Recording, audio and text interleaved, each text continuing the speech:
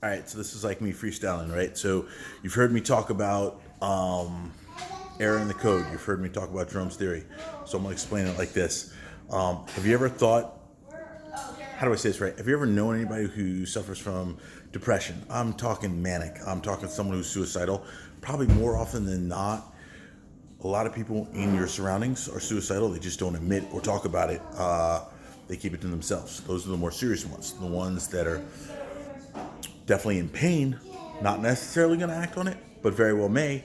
Those are the ones you'll hear talk about it, right? So, have you ever felt for those people, or did you just not care? Those people are in serious pain, whether they have cancer, whether they're missing a limb, post-traumatic I don't know where that is in here. stress disorder,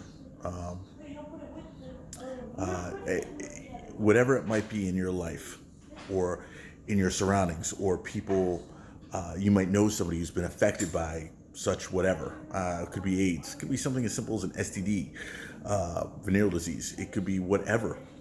It could be something as someone's serious bad luck, right? So take, I was playing Monopoly with my kids, and just giving you a ridiculous example, but my one kid, my one son, for whatever reason, this guy can always roll a double. And then he'll roll a double again. And then he'll roll a double a third time, right? And my other son always seems to be winning, right?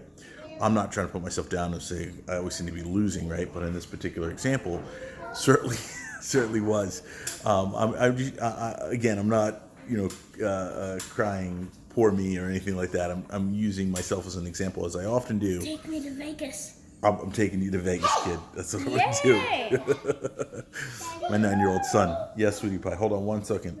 So anyway, my point is, if you've ever known anybody who suffered or is suffering, or you care to open your eyes and see that probably 70 to 90% of the people in your surroundings are suffering, whether they make good money or not, whether they're driving a Cadillac Escalade, or you're probably too young to know what a Pinto is, but basically a piece of crap vehicle, right? My son's trying to pop up behind me. My point is, there's definitely an error in the code, and if you don't know what I'm talking about, investigate. Be your own investigator. Be your own Sherlock Holmes, and you'll learn. You might come to the same realization that I have, that there's an error in the code. Someone who can more or less appreciate what the term error in the code means is a programmer, right? So zeros and ones. That's going down as core basic. I mean, programming today isn't zeros and ones. We're not talking binary code. We're talking, JavaScript or some sort of hypertext markup language or something of that nature, HTML, right? But if we were to actually, I'm an electrical engineer by trade, so if we were actually to go and break it down to programming languages core, right? It's going to be zeros and ones. It's going to be series of off and on switches, right? So I'll get into that another time. I don't want to say it's not important, but it's too much to explain in this short little video. Basically, there's a 0 where it doesn't belong. There's a 1 where it doesn't belong. There's something wrong with the code. I don't know what it is. Neither do you. But we can definitely say, and if you watch my videos enough, you'll understand that there is definitely an error in the code. What the error is, cannot identify that, right? But for those that believe in God, and I'm not telling you not to, or to believe in God, or I'm not preaching one way or the other, I can tell you there's a flaw in our system, right? Just a real quick example, and I'm going to wrap this up. How many people that you know that are ridiculously religious and that follow the Bible, one might call them Bible thumpers, right? But I'm not here. It's not a put down statement. It's just those people who follow the Bible really, really, really well, or at least think they do, right? I'd ask you, when was the last time you had lobster or crab or shrimp or bottom feeder, such as flounder? It goes against the Bible. It goes against what you actually believe in. And then I heard someone say today, yeah, but that's the Old Testament. Since then, we come out with the New Testament. Okay, let's go with your logic. Does anywhere in the New Testament anywhere in the New Testament does it counteract or does it say, hey, it's okay to now eat that bottom feeder? Are we supposed to ignore the Old Testament because the New Testament came out? I don't think so. The Bible is the Old and the New Testament.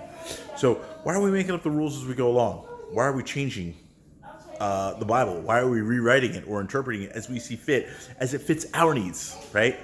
So I'm not telling you to not go out and eat lobster or crab or anything of that nature. I'm telling you, someone a hypocrite? A little bit, a lot of it. Anyway, my point to you is there's an error in the code. Something's definitely wrong. Can't tell you what it is, but you can log on to jeromestheory.com and soon I'll have a lot of stuff on there that'll talk about all of the different things that are a part of Jerome's theory and how something is definitely, or I might say there's an error in the code. Feel free to post your comments below. Let me know what you think. Hate me, love me. That's your choice, right? That's totally up to you. But when I come out with my 8-part miniseries, the documentary, I can't say for certain, but rest assured, more people will watch it than they will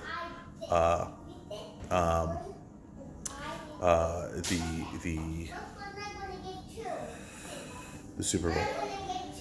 I said it. You'll see it to be true when you see how many views eventually.